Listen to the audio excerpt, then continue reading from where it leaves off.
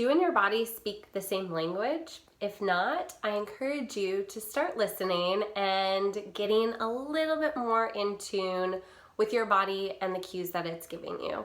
So to give you some examples, maybe if you're feeling tired, rather than reaching for coffee or other caffeine or food, especially sugar, listen to your body and say, did I get adequate sleep? Do I need to just lay down and shut my eyes for a minute or two and maybe even kick your feet up and just allow your body to relax?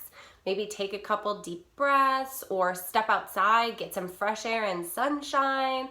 Maybe just, enjoying a laugh or calling a friend, giving your body a little bit of excitement or enjoyment can really help to boost that energy, as well as drinking water.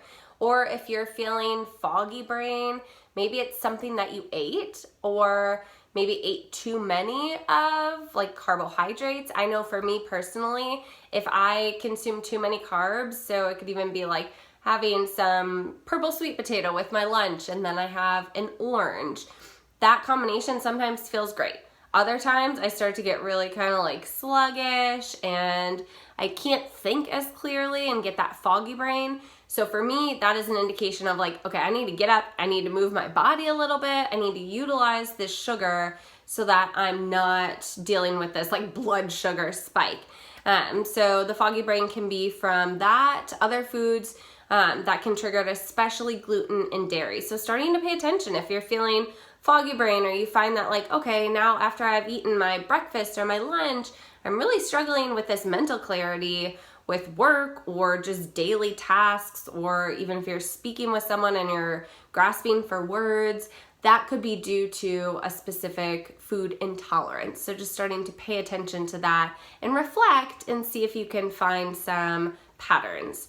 If you're feeling anxious or stressed, rather than, grabbing some, carbohydrate rich, especially sugar or processed foods, processed carbohydrates, take a step outside, take a deep breath, massage your hands, maybe even, distract yourself with a YouTube video or phoning a friend or just looking outside and enjoying nature.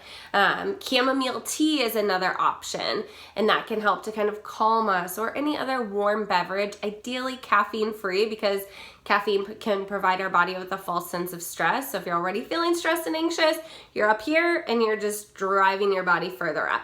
So I know for me personally, in the past, I would listen to a lot of upbeat music when I was working or when I was trying to get something done. And I'm already kind of up here in regards to go, and just do this, do that, all over the place. I don't like to sit still much, but I've really learned that although I enjoy that, my body is getting a different message. And my body is getting that message of like, oh my gosh, this is stressful. Yep, this is still stressful. So I've had to be intentional about bringing in that message of you're safe, you're calm, you can relax, whether that be through listening to classical music or maybe not listening to anything, or spa sounds or nature sounds, or going for a walk without any headphones or without talking to a friend, sitting down on the couch and reading my book for a little bit, even though that feels like such opposite of what I want to be doing because I want to be getting all these other things done. It's important to recognize that sitting and doing nothing is doing something. You're supporting your body and you're listening to those bodily cues so that you can give your body what it needs. And then if you're feeling irritable, or maybe you're feeling hangry and then ravenous, that's something to pay attention to. Make sure that you're reaching for a balanced meal or snack as opposed to something that's really carbohydrate rich or that quick sugar that our body tends to crave, because that is going to drive your blood sugar up, and then you may or very likely to get that crash as well, and then you're going to be in this vicious cycle.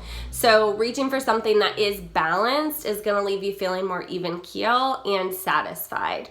So start to pay closer attention to what your body is telling you and recognize the cues that indicate, okay, this is what I need. So rather than saying, I'm tired, I need coffee, Your body does not have a deficiency of coffee. Your body is craving energy from some other source. And maybe it's prioritizing sleep quality, whatever that may be, but hopefully you can start to pay attention and reflect. And some of the areas may not be realistic to address at this point, but start to come up with some ideas that are suitable and realistic for you. I hope that you and your body start talking the same language, and keep in mind that sometimes that language changes and evolves. So stay in tune on a daily basis.